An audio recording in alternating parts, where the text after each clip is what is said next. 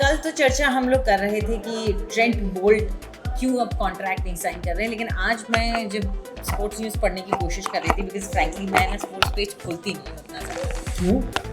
Last में होता है ना, कम से last कम में। ये चीज़ आप करते हो, कम से कम बोलो तो नहीं कैमरे में। नहीं, बट मैं इंटरनेट पे करती हूँ। ओह, क्योंकि इंटरनेट पे आई फील थोड़ा ज़्यादा इजीली आप एक्सेसिबल होता है, पढ़ने में आसानी होती है। मैं तो अखबार शुरू ही पीछे से करता हूँ। वो तो आप तो लास्ट पेज sports के पढ़ता हूँ, जर्नलिस्ट फिर हैं। सेकंड लास्ट पेज पढ़ता हूँ, फिर मन किया तो फ्रंट पेज पे चला जाता हूँ। मैं फ्रंट पेज खोलती हूँ और 2 पेपर्स के फ्रंट पेज में बैक टू बैक पढ़ती हूँ।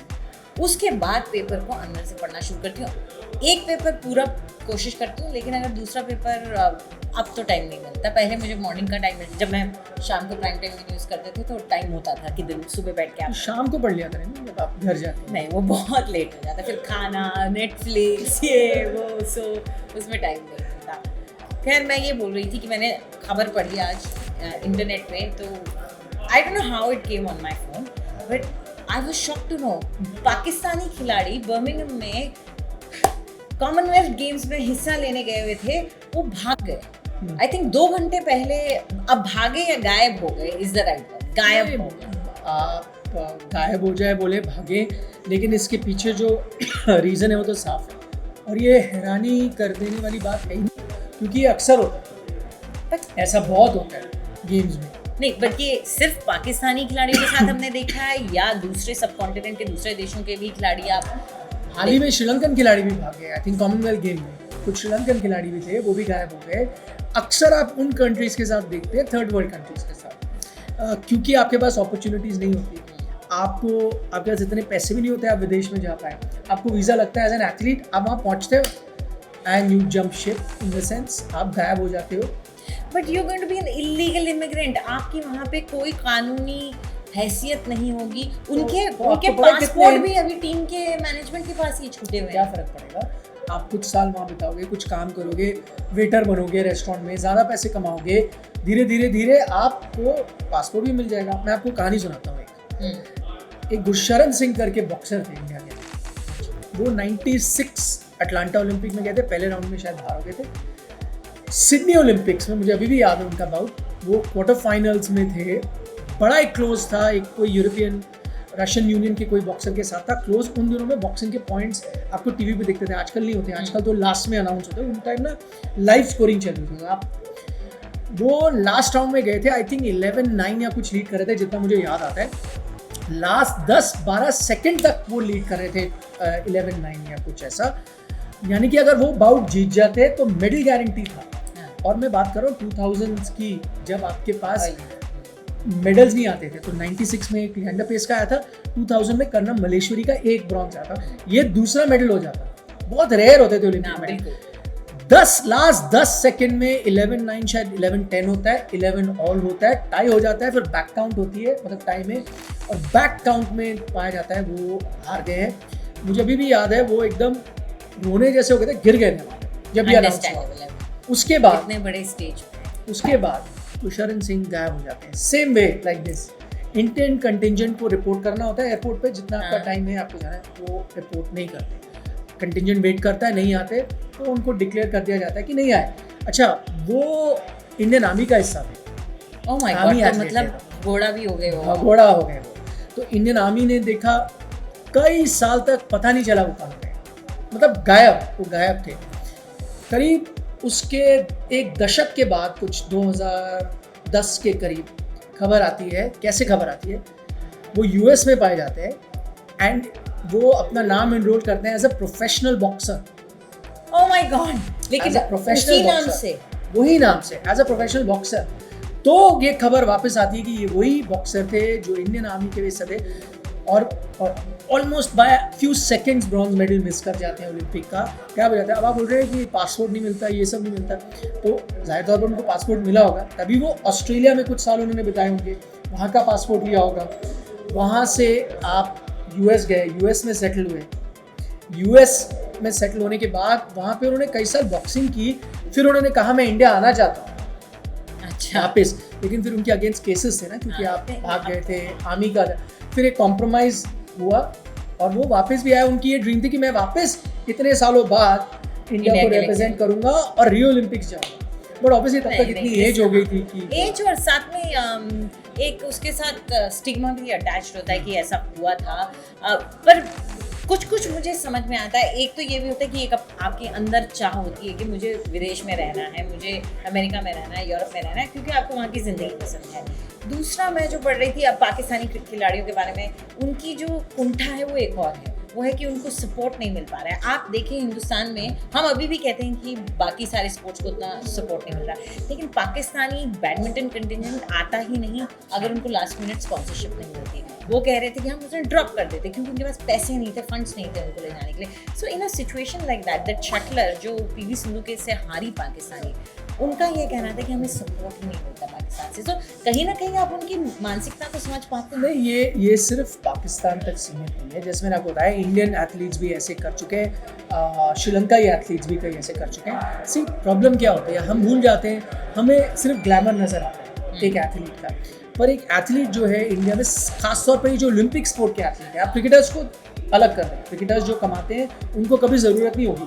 आज का दिन तो ऐसा है कि विदेशी क्रिकेटर्स होप करते हैं इंडिया में हम आके खेलें, बिल्कुल। बट जो ओलंपिक एथलीट होते हैं गुर्बत में अपनी ज़िंदगी बिताते हैं, और ये किस्सा सेम था।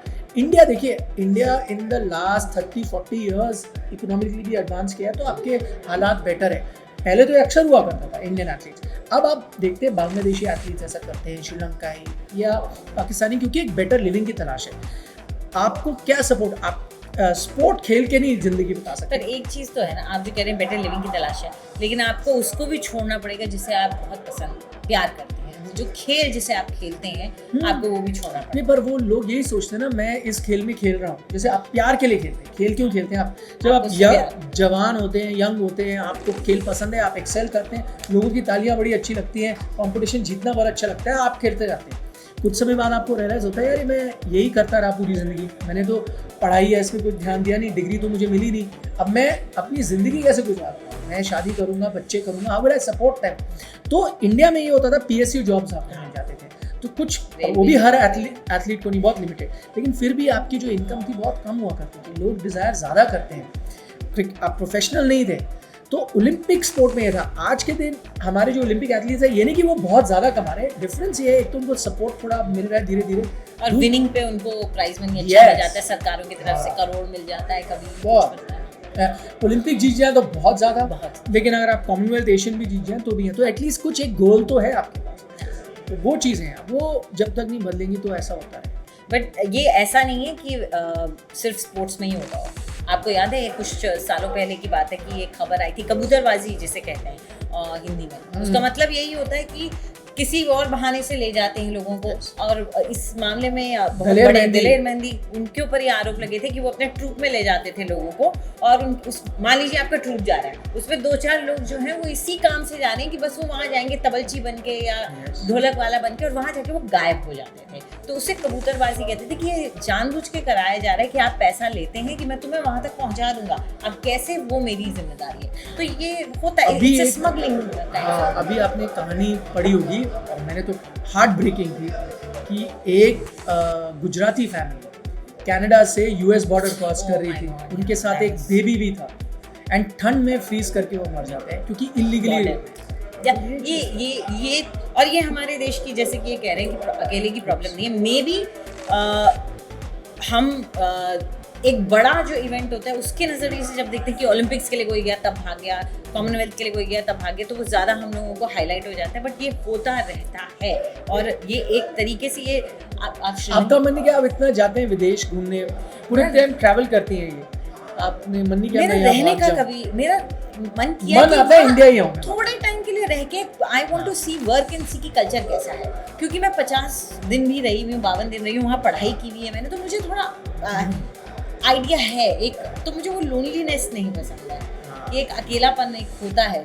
हिंदी में किससे बात करोगे यार? हाँ, मैं और मेरे दोस्त पता है हम क्या करते थे, बहुत फनी होता था, हम सड़क पे 90s के गंदे गंदे गाने गाते थे, 90s की फिल्म के चलते गंदे। मेरे दोस्त को बहुत शौक था। अब मैं गाना बताऊंगी ना तो आप बोलोगे फिर, वो एकदम बिल्कुल आपको याद है गोविंदा के बहुत साल पहले गाने आए थे जिसमें समंथा फॉक्स तक आई थी हाँ, and all that. हाँ। उस टाइम के हम गाने याद करके हम चल रहे हैं सड़क पर और जोर जोर से गाते थे क्योंकि यहाँ मैं अगर गाऊंगी तो मेरे को जजमेंट सहनी पड़ेगी, तो ऐसे काम हम वहाँ करते थे। तो पर अपना देश याद आता था हमें वहाँ। लेकिन एक बात है, मुझे पता था यहाँ मेरी एक जिंदगी है, एक करियर है, एक फैमिली है, एक बैंक बैलेंस है जहाँ मैं वापस आऊंगी और ये मेरी कंफर्टेबल जिंदगी है, इज्जत है, पैसा है, सब कुछ है। गाड़ी है, बंगला है, सब कुछ है, छोटा छोटा है, सब छोटा छोटा छोटी सी गाड़ी है, बंगला तो नहीं है पर किराए का गाड़ी है। है, बंगला है। क्या है तुम्हारे पास? तुम्हारे पास ये टी शर्ट है, ये तो कपिल पाजी ने दी है। This is Kapil Dev collection. ये तो मेरे, दिस इज प्राइसलेस, इसकी कोई कीमत नहीं है, ये प्राइसलेस है। बिल्कुल वही मैं बोल रही थी, मेरी भी प्राइसलेस है, उसमें द खाली है। Legendary Kapil Dev. I can see the red ball also, ball भी उसमें है। I like the highlight that. Gift दिया उन्होंने। आज भी हमने मैचिंग किया और ये भी इंटेंशनली था, हाँ एक्चुअली अपने आप हो गया। मैं तो ये सोच के आई थी कि मैं आज 6 वो क्या उसको टेलीपैथी पे थे, हाँ हो सकता है। मैं हाथ बढ़ा रही थी, मैं साड़ी की तरफ बढ़ा रही थी, मैं सोचा साड़ी पहनते हैं। पर आपको पता है कलर्स के बारे में ये कहते हैं अक्सर, आप देखोगे ना एक दिन आप आओगे कई लोगों ने वो कलर पहना हो, हाँ, येलो या वो दे से दैट जो वेदर या मूड होता है ना उस दिन का, वो कहीं ना कहीं डिटरमिन करता है कि आप क्या कलर उठाओ, और कई लोग वो महसूस करते हैं उस एरिया में, तो आप वो कलर उठाओ। ऐसा भी नहीं है, हिंदुस्तान में एक और चीज है, सोमवार के लिए अलग कलर है, बुधवार के लिए अलग है, मंगल के लिए अलग। हाँ अच्छा, तुम मैं तो नहीं पता है तो ये अलग बात है। मुझे ढंग से नहीं मालूम है, जैसे मेरे ख्याल से थर्सडे के लिए येलो होता है, हर दिन का एक कलर होता है, आप उसे पहने तो उसको अच्छा मानते हैं ज्योतिष में। थोड़ा पढ़ाई लिखाई करो ज्योतिष की तरफ। नहीं, अगली बार I believe in science. I believe This in is pseudoscience. I believe in, मुझे एस्ट्रोलॉजी तो नहीं पर हाँ थोड़ा बहुत मतलब एक पावर में बिलीव करती हूँ मैं, तो ट्राई कर सकते हैं। खैर आज हम लोग ये जो चर्चा कर रहे थे इसके बारे में आप क्या सोचते हैं, आप कमेंट करके ज़रूर बताइएगा। और आपको क्या लगता है कि कल क्या रंग पहन के आएंगे, हम कमेंट कीजिए, देखते हैं। ये है अंजलि इस्तेवाल, मैं हूं निखिल नाज। नमस्कार।